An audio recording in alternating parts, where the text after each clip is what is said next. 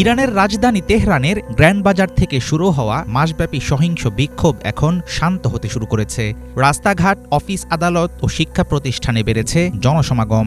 দোকানপাটেও নেই প্রয়োজনীয় জিনিসের কোনো রকম ঘাটতি। তবে তেহরানের এই আপাত স্বাভাবিকতার আড়ালে লুকিয়ে আছে ভয়াবহ বাস্তবতা। জনতার রোষানল দমনে চরম কঠোরতা দেখিয়েছে সরকার। পাল্টাপাল্টি সংঘর্ষে রক্তাক্ত রাজপথে টহল দিচ্ছে আধাসামরিক বাহিনীর সদস্যরা। দেশজুড়ে চলছে IRGCর গ্রেফতার অভিযান ও নিজস্ব পদ্ধতির বিচার কার্যক্রম। প্রশ্ন হল, ইরান কি এখন সত্যিই শান্ত? ইরানে সম্ভাব্য মার্কিন সামরিক হামলার জেরে উত্তপ্ত পরিস্থিতি সামাল দিতে ওয়াশিংটনের সঙ্গে কূটনীতিক দর কষাকষি চালিয়েছে মধ্যপ্রাচ্যের দুই প্রভাবশালী দেশ সৌদি আরব ও কাতার। তারা হুমকি দিয়েছে যে কোনো মার্কিন আক্রমণ পুরো অঞ্চলের নিরাপত্তাকে ফেলবে মারাত্মক ঝুঁকিতে।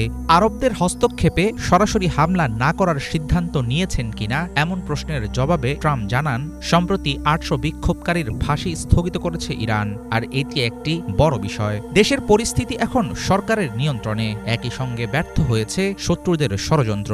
বর্তমান অবস্থা নিয়ে এভাবেই প্রতিক্রিয়া দেখালেন মিশরে নিযুক্ত ইরানি রাষ্ট্রদূত।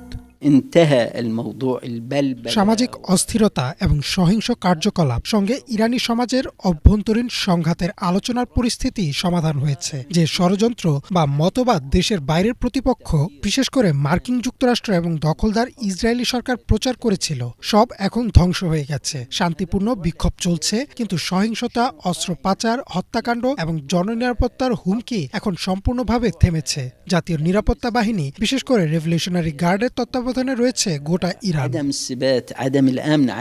রাজধানী তেহরান থেকে শুরু করে দেশের অন্যান্য শহরে আপাতত স্বাভাবিকতা বিরাজ করছে। বাজারঘাট, অফিস, আদালত, শিক্ষা প্রতিষ্ঠান আবারও সচল হতে শুরু করেছে। অস্থিরতা সৃষ্টি করে এর আড়ালে ইরানে হামলার নতুন সুযোগ খুঁজছিল যুক্তরাষ্ট্র ও ইসরায়েল, এমন দাবি ইরানি রাষ্ট্রদূতের। মার্কিন যুক্তরাষ্ট্রের সংশ্লিষ্ট পক্ষ এবং দখলদার ইসরায়েলি সরকারের মদতে সূক্ষ্মভাবে পরিকল্পিত একটি ষড়যন্ত্র চালানো হয়েছিল ইরানের বিরুদ্ধে। শত্রুরা নিজেদের সমস্ত সক্ষমতা ব্যবহার করে ইরানিদের মাঝে ব্যাপক হত্যাকাণ্ডের পরিস্থিতি তৈরির চেষ্টা করেছিল, যেন চরম বিশৃঙ্খলার মধ্য দিয়ে অভ্যন্তরীণ সংঘাত বা গৃহযুদ্ধের আগুন লাগে, আর সেই সুযোগে ইরানের উপর নতুন করে আক্রমণ চালানো সহজ হয়। ইরানের সাম্প্রতিক আন্দোলন অনেকটা থিতিয়ে এসেছে ঠিকই, কিন্তু দেশটির রাজনৈতিক ও অর্থনৈতিক ভবিষ্যৎ নিয়ে গভীর অনিশ্চয়তার বিষয়টি আবারও সামনে আসলো। কঠোর দমননীতির মাধ্যমে এবার শক্ত হাতে পরিস্থিতি সামাল দিয়েছে খামেনি সরকার, কিন্তু চলমান অর্থনৈতিক সংকটের আশু কোনো সুরাহা না বের করতে পারলে ক্ষমতাসীন ইসলামী প্রশাসনের বিরুদ্ধে আবারও গড়ে উঠতে পারে নতুন কোনো আন্দোলন। হাফিজুল ইসলাম, বাংলা ভিশন।